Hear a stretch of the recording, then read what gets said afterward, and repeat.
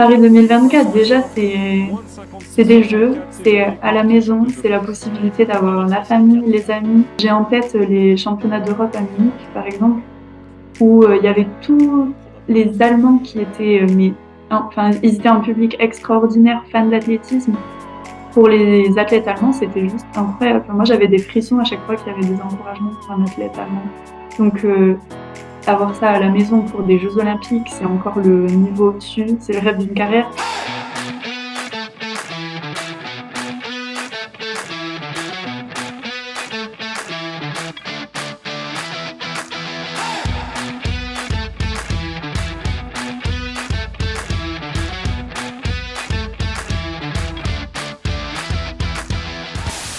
Bonjour, je m'appelle Alizé Minard et je suis championne de France de javelot cette année et j'avais aussi obtenu un titre l'été dernier.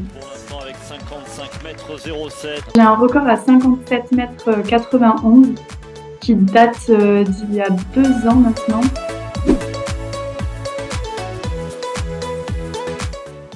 Je suis originaire d'Aquitaine, je suis née à Bayonne. Et maintenant, je vis sur Bordeaux, là où je m'entraîne aussi. J'ai fait 2 ans en université aux États-Unis, l'université d'Arizona State. J'ai été vice-championne universitaire en NCAA à Eugene. Et pour mon retour en France, j'ai décidé de m'engager dans un master pour faire prof des écoles. J'ai commencé l'athlétisme quand j'avais 6 ans. J'en ai 25 aujourd'hui, donc ça fait un petit moment. J'avais commencé par, comme tous les athlètes, par le multi-athlé, donc des courses, des sauts, des lancers.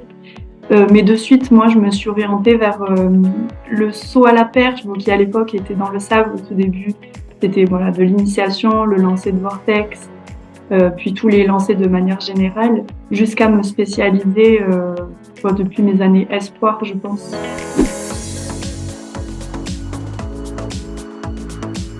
Pour le côté technique et le fait qu'on apprend vraiment tout le temps et que c'est vraiment, ça se joue à des détails, à des micro-timings. Et c'est ce qui rend intéressant, c'est qu'il y a vraiment un apprentissage qui se poursuit tous les jours, que ce soit au niveau physique, au niveau kinesthésique, au niveau technique, tout simplement. Donc voilà, pour la richesse de la discipline.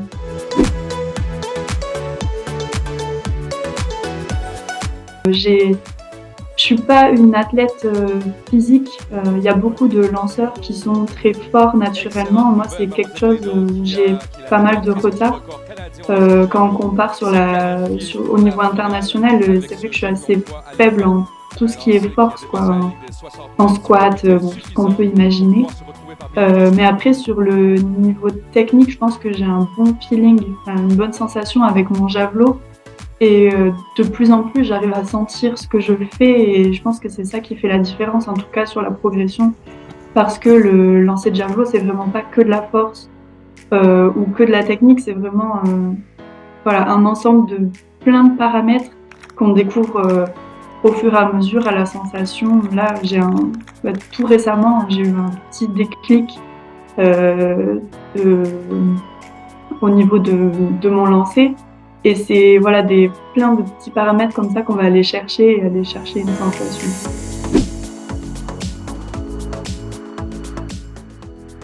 En termes de poids de javelot, donc les femmes c'est 600 grammes et les hommes c'est 800 grammes.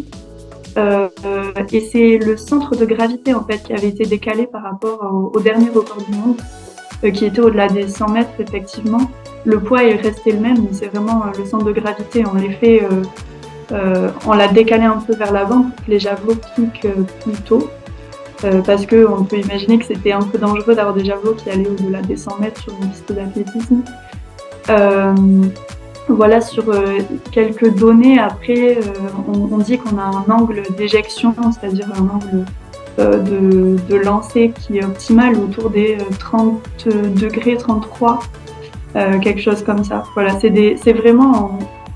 Il y a beaucoup de paramètres qui font qu'on va optimiser le lancer, même la vitesse d'approche. On se rend compte que plus on arrive à transmettre l'énergie qu'on crée dans la course, la vitesse qu'on crée dans la course, dans le javelot, le plus le javelot partira loin. Donc c'est vraiment jouer avec un tas de paramètres pour lancer le plus loin possible.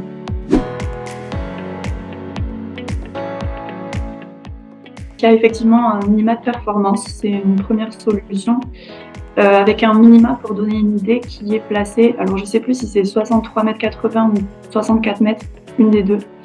Sachant que le record de France, il est à 63,54 m. Donc le palier pour aller aux Jeux Olympiques d'office est au-delà du record de France. C'est juste pour situer un petit peu. Ensuite, la deuxième possibilité pour se qualifier, c'est au ranking. Donc ça, c'est comme c'est un bilan de points en fait qu'on nous attribue durant toute une saison sportive, qui se calcule sur une moyenne de 5 performances, les 5 meilleures de toute l'année.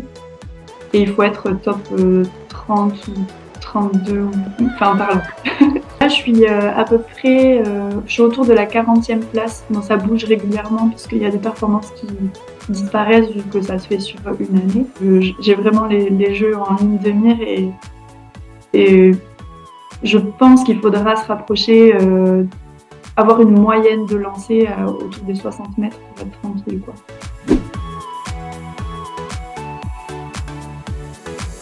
Je suis toujours à la recherche de partenaires. C'est pas évident. J'ai commencé à faire des posts sur LinkedIn, etc., à démarcher des entreprises, à faire mon dossier partenaire.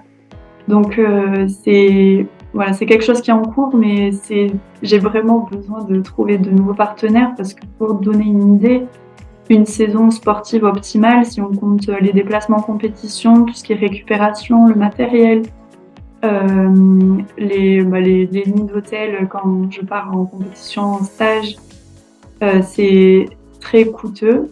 Je suis autour de 25 000 € sur une année de besoin. Voilà. Et il faut aussi savoir que, par exemple, les coachs ne sont pas toujours pris en compte, voire jamais, même sur des compétitions internationales. Donc c'est sur du budget perso. Pour réussir à avoir son coach en compétition. Donc c'est vraiment compliqué de gérer tout ça. Donc recherche en cours, et si vous voyez cette vidéo d'ailleurs, n'hésitez pas à me contacter.